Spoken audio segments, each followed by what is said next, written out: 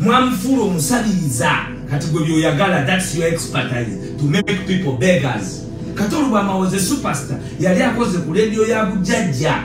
Muhammad Nsereko kakyangazanya katemba w'embi y'obufuzi olunaku olwaleero amyuka omwogezi w'ekibiina kya National Unity Platform Alex Waiswa Mufumbiro amuviiriddeyo bubi nnyo n'amusomera.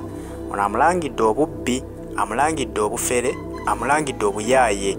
Ono agamba nti ebbanga lyamaze wadde ebyobufuzi aluddemu emyaka 20 beddu, naye azannya nnyo emizannyo gy'ebyobufuzi ng'abbiramu nsimbi za muwi wa musolo.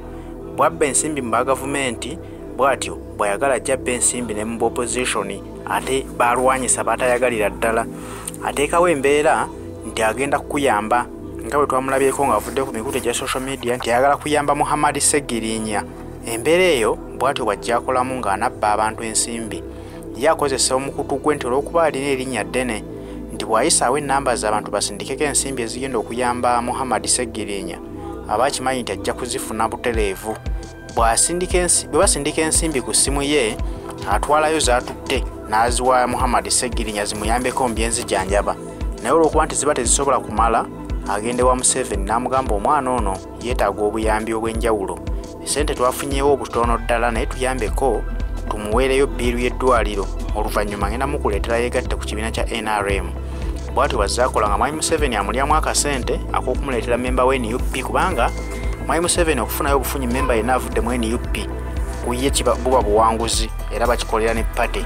Kati amanyi nti bwe batwala Ssegirinya baba bavubye nnyo nnyo.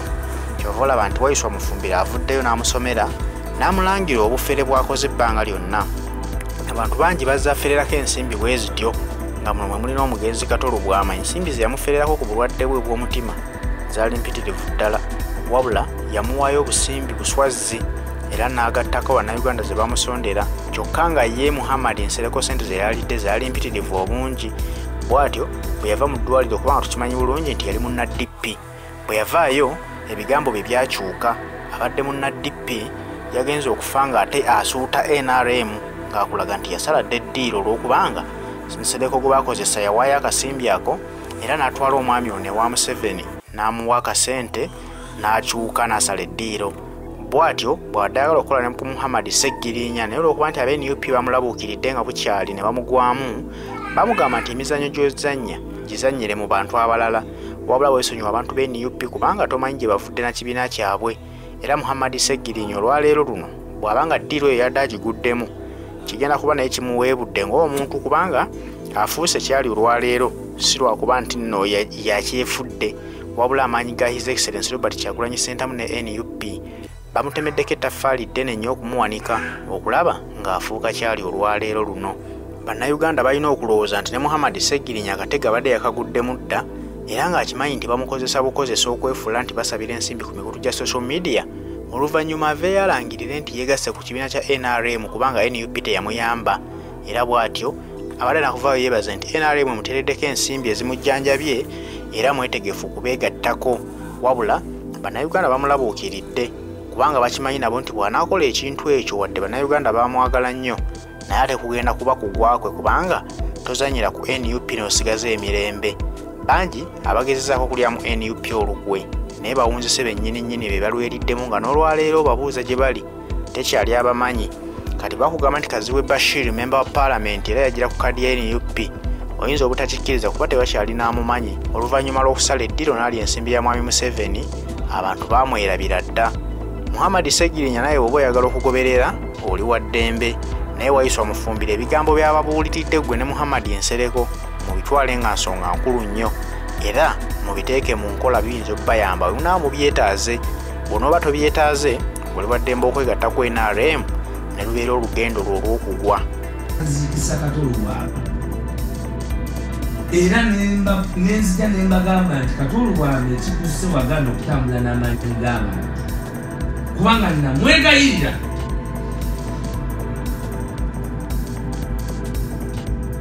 Era nze kati Olubwama yavuma Bobi ebbanga eryo lyonna nze nga kati Olubwama simuddamu kuba nali manya ekizibu kya kati Olubwama nti bwakeera ku makya n'avuma Kyagulanyi ku mukaaga ng'agenda mu ofiisi ya Anita ng'amuwaayo emitwalo 3, emitwalo 5, emiliyoni 1, miliyoni 2 ye olunaku lwe nga lutambula nga yeyo levo kwe mwamuza. era otulaga nti gwe wali nnyo faafeewe nga wamuziika kyogamba yali atuuse okufa. He died pressure of poverty.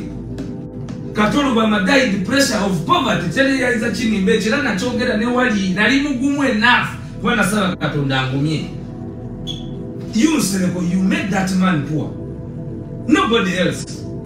Chobola bayakulindanga paka ku 8 paka ku 7 nga tolina business naye naye wabasobodde okwawukanako nekitayawukanyeko nakyo afazali kati ojaawo newefeesinga ne sente z'omufu wazibba. Did you ever tell anybody how much you received, you collected from people? Nze nalabanga n'omuceere basonda musonde bagujja ku bumotoka bw'amajjo okuyingiza eri emanju nga temulinawo budget gemutambuza eri ako.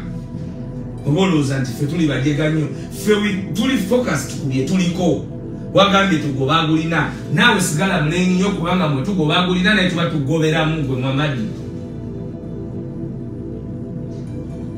Twagenda mu kooti, Nyanzi yagenda mu kooti n'otateekayo defense ned musango ne bakola this trial ne guddibwamu. Waawe bandibadde njagala ompeeyo president emu eya kooti ekola ekyo oli nga tawozezza. Kati ebyo ebyakusasula okubeera mu parliament byoliko kuba tosaanidde kubaayo. Kati ebyo byoliko era byotambuza. Kati ofeyininga nti ngenda kulya obulimba bwakyagulanyi obulimba bwakyagulanyi kasajja goba wasoma naye tewaleka tewasoma nakusoma. Omanyi Museveni otukoze bubi abantu balina Museveni otukoze bubi nnyo musajja gwe. Abantu balina diguli nga si diguli tebazifuna mu ngeri geri bwe batyo. Era tobola tebyenyumirizaamu omuntu wa Uganda ganti nze nina diguli na masters paka tebagula bigule Janet alina diguli Mozi Natasha alina diguli Nsereko alina diguli. Tomanyi na elementary biology wale tewakola medicine kuba nakuwulidde owalampa his excellence Robert Kyagulanyi nti ekisooka ebyo ngenda kubinyonyola nti yayambala engato ya boot nga bamumenye neŋŋamba ono yasomera ki?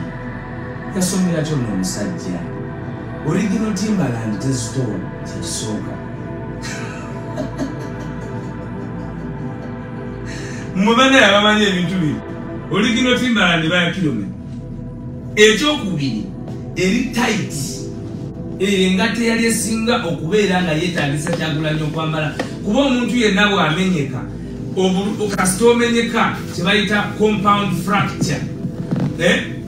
Tulina compound simple fracture, compound fracture neriwa naye bw'obanga ofunye ey'amaanyi compound fracture nga si simple fracture nga bagenda kuyunga eggumba ne babakozesa bano gwe Nsereko benyinza okunyonyola mu Luganda abasiba obuti babusiba ne babunyweza kuba eggumba lirina okuba nga liddamu ne ligulira mu straight line. Kitegeeza olina okubeera ne tight substance enyweza eggumba eryo okusigala mu position yemu ne litasesetuka. Naye gwe amagezi go bwe bamusasula okufeininga obusiru oze n'ogamba yayambala engato ya Timbaland kuba nawulirako omu ku bantu nga bakyogera nga abantu bali ku busiru buno ku level. Abantu bali ku busiru buno ku level y'obusiru kwe bali eno. Kyagulanyi Robert Sentamu president wa Uganda bw'ogambye nti yasiba obuguwa bw'engato ekisemi nti ne Timbaland kyekisinga okuzitowa. Ndaba osamba ogamba abantu osamba omupiira era bamusaayo omuseera. Omuntu bw'amenye kati bamusiba kisemi nti omanyi obuzito bw'ekisemi nti gwe Nsereko. Ekisemi nti kyenkana engato ya Timbaland. Obutamanyabwo tobulaga bantu kubasiriwaza. Kubanga mwe mumanyi nti mumwalina omuzindaalo ffe tetweguye ezo zisho ze mukola kubanga era zammwe. Naye temugenda kusiriwaza Bannayuganda nga weetuli mu bintu by'okumenyeka kino kanti kibagulire. Omuntu balina okumusiba ekintu nga kikwafu nga kisobola omukwata kuba eggumba bwe liddamu okukula eggumba bwe liseseetuka ne baba nga bakusiba bubiri eryo eggumba lyowulira ne baddamu ne bamenya omuntu. It is on public record. Munonya amawulire bwe bakwatira His Excellency Robert Kyagulanyi Sentamu.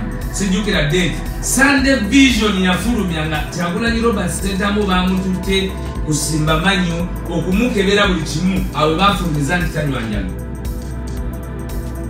Report yali ya New Vision. General Yoweri Kaguta Museveni ali ku public record both in writing and in word nti bakuba Kyagulanyi Robert Sentamu ne bamukomyayo. He's on public record kati gwegege gojjo bimenyawo.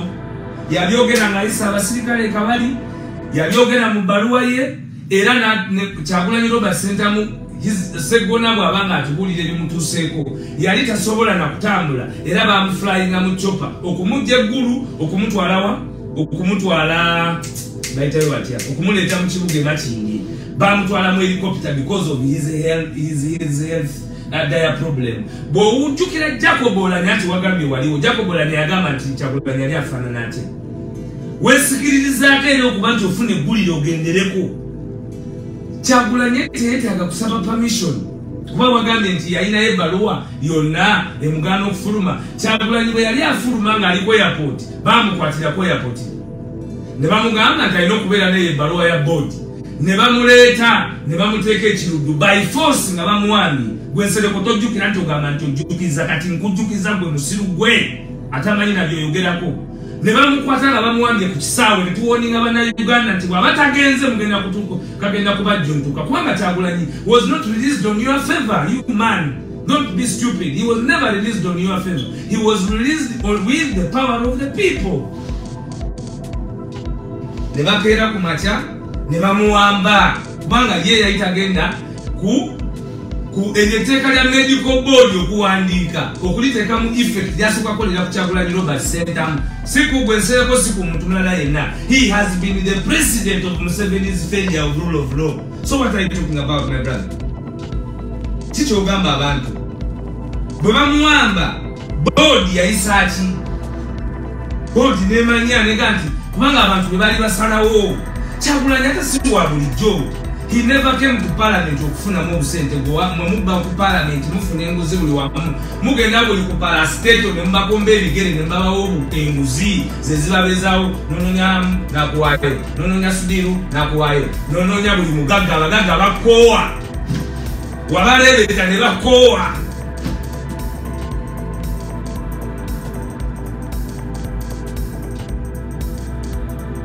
Okay?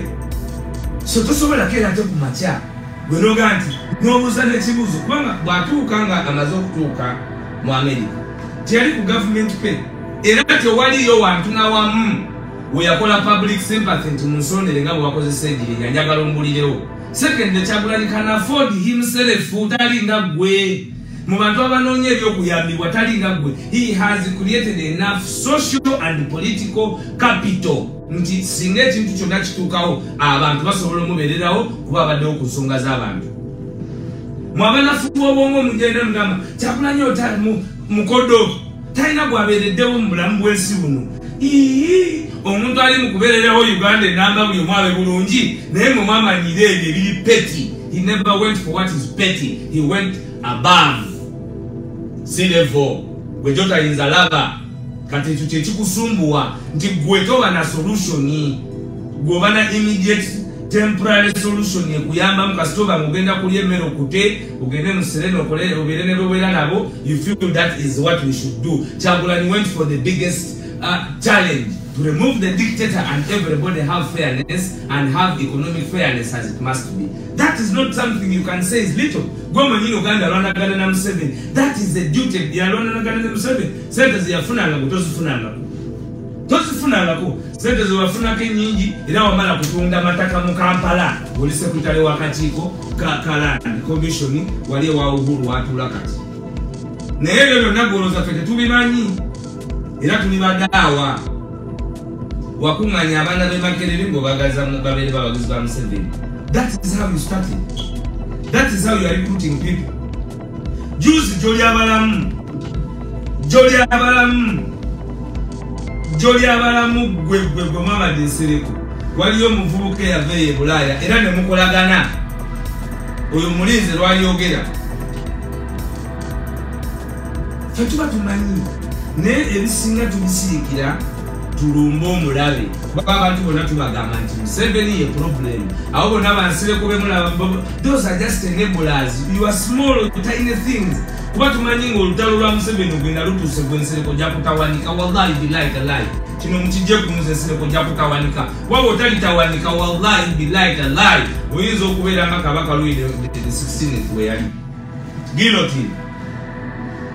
Kubanga toli wa mazima, tolina nsa, oli kasajja kanafiri kabisa. Ogugo gwa kunoonya wawe mfunira Museveni andabe kati muli kulutinga Ssegirinya bakuli kulutinga fetulaba. But don't appease those who don't believe in you at the cost of those who believe in you. Ebigambo bya Kyagulanyi Robert Ssentamu President Bobi Wine mulimba balabisi.